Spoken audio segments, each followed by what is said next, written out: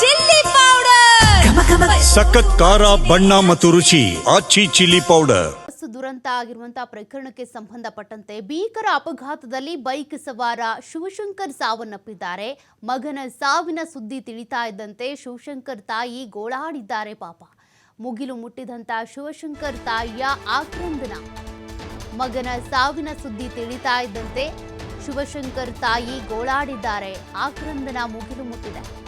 ಭೀಕರ ಅಪಘಾತದಲ್ಲಿ ಬೈಕ್ ಸವಾರ ಶಿವಶಂಕರ್ ಸಾವನ್ನಪ್ಪಿರೋದು. ಅಂದ್ರೆ ಈ ಬೈಕ್ಗೆ ಹೋಗಿನೇ ಖಾಸಗಿ ಬಸ್ ಕಾವೇರಿ ಟ್ರಾವೆಲ್ಸ್ನ ಬಸ್ ಏನಿದೆ ಗುದ್ದಿತ್ತು. ತದನಂತರದಲ್ಲಿ ಬೆಂಕಿ ಹೊತ್ಕೊಂಡಿದೆ. ಆ ಬೈಕ್ ತುಂಬಾ ದೂರ ಹೋಗಿ ಬಿದ್ದು ಶಿವಶಂಕರ್ ಕೂಡ ಈ ಅಪಘಾತದಲ್ಲಿ ಸಾವನ್ನಪ್ಪಿರೋದು. ಈ ಸುದ್ದಿ ತಿಳಿತಾ ಇದ್ದಂತೆ ತಾಯಿಗೆ ತಡ್ಕೊಳ್ಳೋದಕ್ಕಾಗ್ತಾ ಇಲ್ಲ. ಮುಗಿಲು ಮುಟ್ಟಿದ ಆಕ್ರಂದನ. ಮಗನ ಸಾವಿನ ಸುದ್ದಿ ತಿಳಿತಾ ಇದ್ದಂತೆ ಗೋಳಾಡಿದ್ದಾರೆ. ಅವರ ಆಕ್ರಂದನವನ್ನ ಯಾರಿಗೂ ಕೂಡ ನೋಡೋದಕ್ಕಾಗ್ತಾ ಇಲ್ಲ. ಕಳ್ ಚುರುಕ್ ಅನ್ನೋ ರೀತಿಯಾಗಿ ಗೋಳಾಡ್ತಿದ್ದಾರೆ.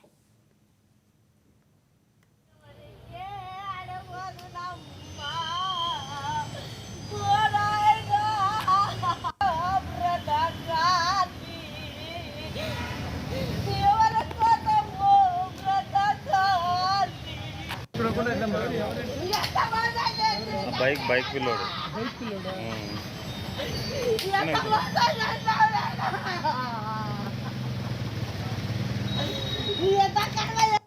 పని పోతాడు నాయన. లేదు నాయన, వచ్చి ఎవరో చెప్తే తొలుకొని పోయినాడు. నాకు ముఖం కూడా బియ్యం కూడా పోయినాడు. అమ్మ నేను పోతున్నా అని కూడా చెప్పాలి. హలో, మీరే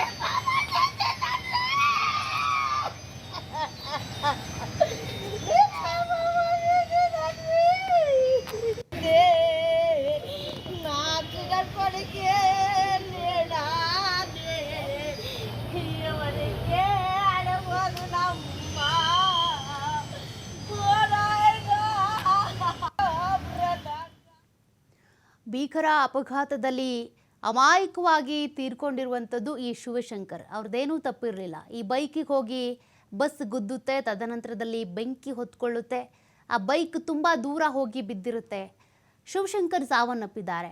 ತನ್ನ ಮಗನ ಸಾವಿನ ಸುದ್ದಿ ಕೇಳ್ತಾ ಇದ್ದಂತೆ ಕುಟುಂಬಸ್ಥರ ಆಕ್ರಂದನ, ಅದರಲ್ಲೂ ಕೂಡ ಹೆತ್ತ ತಾಯಿಯ ಆಕ್ರಂದನ ಮುಗಿಲು ಮುಟ್ಟಿದೆ. ಅವರ ಗೋಳಾಟವನ್ನು ನೋಡ್ತಾ ಇದ್ರೆ ಎಂಥವ್ರಿಗೂ ಕೂಡ ಕರುಳು ಚುರುಕನ್ನುತ್ತೆ. ತನ್ನ ಮಗನದ್ದೇನೂ ತಪ್ಪಿಲ್ಲ ಅಲ್ಲಿ. ಹಂಗಿದ್ರೂ ಕೂಡ ತಾಯಿಯನ್ನು ತಬ್ಬಲಿ ಮಾಡಿ ಮಗ ಹೊರಟೋಗಿದ್ದಾನೆ. ತನ್ನ ಮಗನ ಸಾವಿನ ಸುದ್ದಿ ತಿಳಿತಾ ಇದ್ದಂತೆ ಪಾಪ ಗೋಳಾಡಿದ್ದಾರೆ. ನೋಡಿ ಅವರು ಯಾವ ರೀತಿಯಾಗಿ ಅಳ್ತಿದ್ದಾರೆ ನೀವು ಗಮನಿಸ್ತಾ ಇದ್ದೀರಾ. ಬಿದ್ದು ಹೊರಳಾಡ್ತಾ ಇದ್ದಾರೆ. ತನ್ನ ಮಗನನ್ನು ಕಳ್ಕೊಂಡಿರುವಂಥ ಈ ಒಂದು ಪರಿಸ್ಥಿತಿ ಇದೆ, ಬೇರೆ ಯಾರಿಗೂ ಬರಬಾರ್ದು ಅನ್ನೋ ರೀತಿಯಾಗಿ ಬಹಳ ಅತ್ತು ಕರೆದು ಗೋಳಾಡ್ತಾ ಇದ್ದಾರೆ. ಪಾಪ ತಾಯಿಯನ್ನು ಸಮಾಧಾನ ಪಡಿಸೋದಕ್ಕೆ ಅಲ್ಲಿ ಸದ್ಯಕ್ಕೆ ಯಾರೂ ಇಲ್ಲ ಅನಿಸುತ್ತೆ. ಯಾರಾದರೂ ಬಂದು ಸಮಾಧಾನ ಪಡಿಸಿದ್ರೆ ಒಳ್ಳೆಯದು. ಇಂಥ ಸಂದರ್ಭದಲ್ಲಿ ಯಾರು ಎಷ್ಟೇ ಸಮಾಧಾನ ಮಾಡಿದರೂ ಕೂಡ ಸ್ವಲ್ಪ ಸಮಯ ಬೇಕಾಗುತ್ತೆ ಈ ಒಂದು ಸುದ್ದಿಯನ್ನು ಅಥವಾ ಈ ಒಂದು ವಾಸ್ತವವನ್ನು ಡೈಜೆಸ್ಟ್ ಮಾಡ್ಕೊಳ್ಳೋದಕ್ಕೆ ಅಂತ. ಪಾಪ ಆ ತಾಯಿಯ ಕಣ್ಣೀರನ್ನು ನೋಡೋದಕ್ಕಾಗ್ತಾ ಇಲ್ಲ. ಆತನದ್ದೇನೂ ತಪ್ಪಿಲ್ಲ. ಬೈಕಿಗೆ ಸುಮ್ಮನೆ ಬಂದು ಬಸ್ ಡಿಕ್ಕಿ ಹೊಡೆದಿತ್ತು. ಆ ಬಸ್ ಚಾಲಕನ ತಪ್ಪು ಕೂಡ ಇದರಲ್ಲಿದೆ. ಅತಿ ವೇಗದ ಚಾಲನೆ ಜೊತೆಗೆ ಈ ಹಿಂದೆ ಕೂಡ ಆ ಬಸ್ನ ಮಾಲೀಕ ಇರ್ಬೋದು ಅಥವಾ ಬಸ್ನ ಚಾಲಕ ಏನಿದ್ದಾನೆ ಪದೇ ಪದೇ ನಿಯಮ ಉಲ್ಲಂಘನೆ ಮಾಡಿದ್ದಾನೆ ಅನ್ನುವಂಥ ಆರೋಪ ಕೂಡ ಇದೆ. ಆದರೆ ಇದರಲ್ಲಿ ಅಮಾಯಕವಾಗಿ ಬಲಿಯಾಗಿರುವಂಥದ್ದು ಬಸ್ನಲ್ಲಿ 20 ಜನ. ಬಸ್ಸಿಂದ ಹೊರಗಡೆ ಇದ್ದಂಥ ಈ ಬೈಕ್ ಮಾಲೀಕ ಅಥವಾ ಸವಾರ ಏನಿದ್ದಾನೆ ಶಿವಶಂಕರ್, ಆತ ಕೂಡ ಜೀವ ಬಿಟ್ಟಿದ್ದಾನೆ. ಇದರಿಂದಾಗಿ ಈಗ ಆತನ ತಾಯಿ ಕಣ್ಣೀರಿಡ್ತಾ ಇರುವಂಥದ್ದು. ಯಾರಿಗೂ ಕೂಡ ಇಂಥ ಪರಿಸ್ಥಿತಿ ಬರಬಾರ್ದು ಅಂತ. ಅನೇಕ ಅಪಘಾತಗಳನ್ನ ಗಮನಿಸಿದಾಗ ನಾವು ಗೊತ್ತಾಗೋದಿದ್ದೇನೆ, ಯಾರದ್ದೋ ತಪ್ಪಿನಿಂದಾಗಿ ಇನ್ಯಾವುದೋ ಒಂದು ಅಮಾಯಕ ಜೀವ ಬಲಿಯಾಗಿರುತ್ತೆ.